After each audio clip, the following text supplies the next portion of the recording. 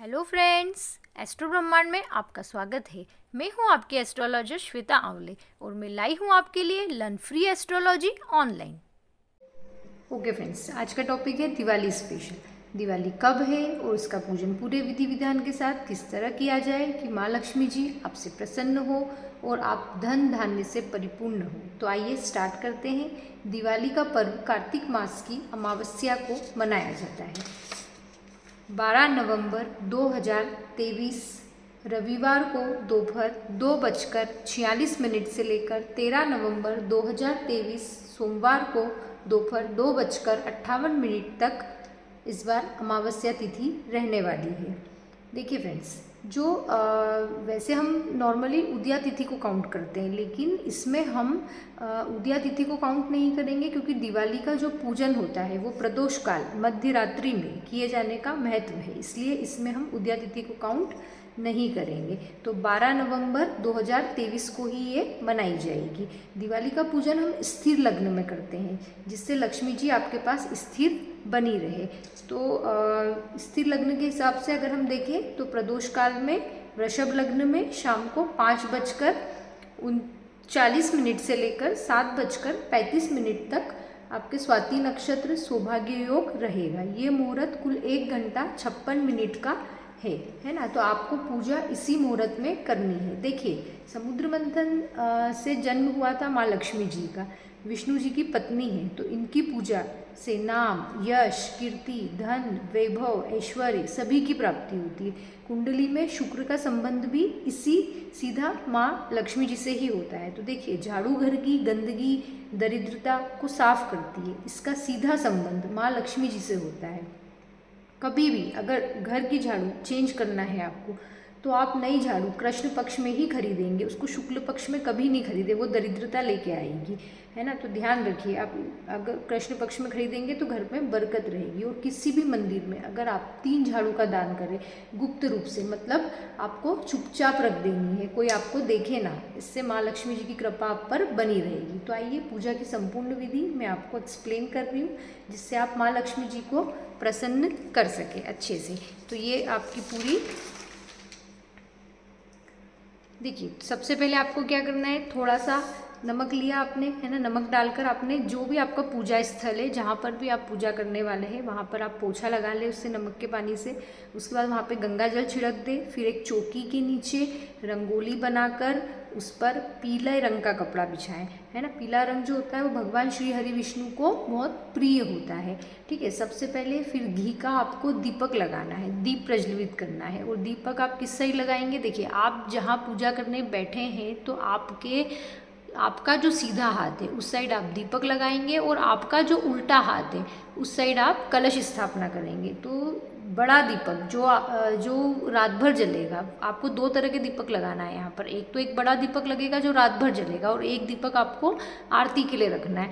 तो जो रात भर जलेगा वो घी का दीपक आप लगाएंगे, मोटी बत्ती का, उसको पूरा भर के। और बड़ा दीपक, अगर आप मान लीजिए आपकी कोई मनोकामना है ना, तो आप क्या करेंगे, एक सफ़ेद कागज़ में उसको लिख कर, उस मनोकामना को उस दीपक के नीचे आप पहले थोड़े से अक्षत चावल रख कर और उसको आप ऐसे लिख के और उस चिट्ठी को वहाँ पे उसके दीपक के नीचे रख देंगे। उसके बाद आप दीपक जलाएंगे, उसके बाद दीपक की पूजा करेंगे।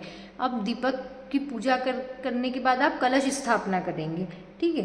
कलश स्थापना करने के लिए वही नारियल, आम के पत्ते, वो सब रख के उस पर नाड़ा वाड़ा बांध के और उसमें स्वस्तिक बना के और आपने अब कलश स्थापना यहाँ पर कर दी। अब इसके बाद आपको जो देखिए, लक्ष्मी जी का आपको यहाँ पर पाना लेके आना है ना। पाना आप कैसा लेके आएंगे, जो लक्ष्मी जी का पिक्चर होता है। तो आपको यहाँ पे गज लक्ष्मी जी की पूजा करने से कार्य क्षेत्र में सफलता मिलती है। लक्ष्मी जी के दोनों तरफ हाथी हो, है ना, सूंड में कलश लिए हुए, उनका अभिषेक कर रहे हो, और कमल के फूल पर लक्ष्मी जी विराजमान हो, और हाथों से वो धन की वर्षा कर रही हो। सरस्वती जी और गणेश जी के साथ में वो वहाँ पर विराजमान हो, है ना। तो देखिए, जहाँ ज्ञान होगा वहाँ लक्ष्मी जी अपने आप विराजित होती है।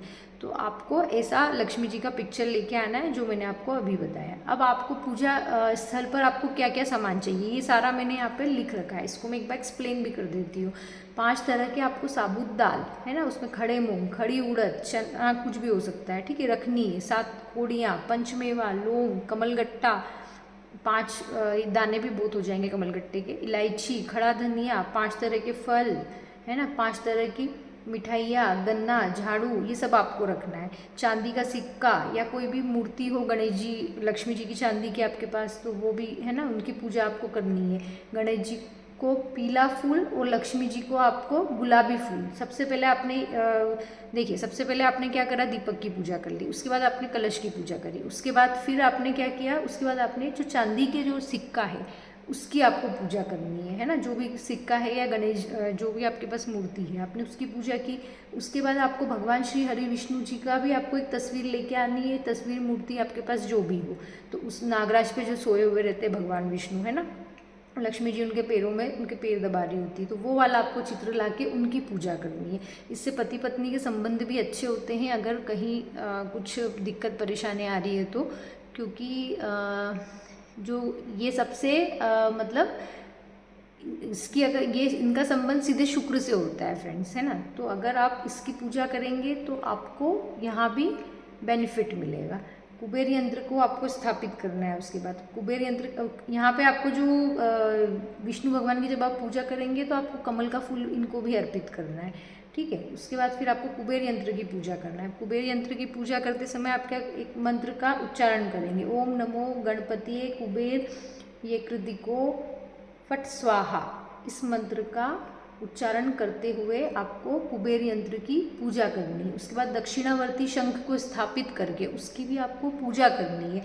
फिर लक्ष्मी जी के पाने की पूजा करनी है आपको, जो गज लक्ष्मी जी का जो फोटो अपन जो आप लेके आए थे जैसा मैंने बताया था। फिर आपको झाड़ू की पूजा करनी है। जो भी दीप आपने प्रज्वलित किया था उसकी आप पहले ही पूजा कर चुके हैं। पंचमेवे से बनी हुई खीर चांदी की कटोरी में माँ लक्ष्मी जी को आपको भोग लगाना है। श्री सुक्तम और कनक धारा स्त्रोत का पाठ करना है।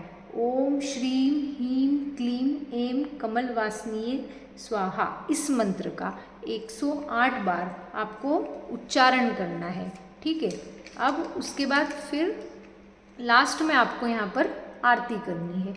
अब नेक्स्ट डे 13 नवंबर को जब आपकी पूजा वूजा कंप्लीट हो गई, नेक्स्ट डे 13 नवंबर को आपको पुरानी झाड़ू फेंकनी है ना। तो उस समय जो हम सुबह सुबह घर का पूरा कचरा बाहर निकालते तो 3 बजे से लेकर 4:20 तक सुबह के समय जब कचरा हम बाहर निकालते ये मुहूर्त रहेगा। तो उस समय आपको घर की झाड़ू भी फेंकनी है और उसके बाद फिर नई झाड़ू आप पूजन में रखी हुई जो है उसको आप यूज़ कर सकते हैं।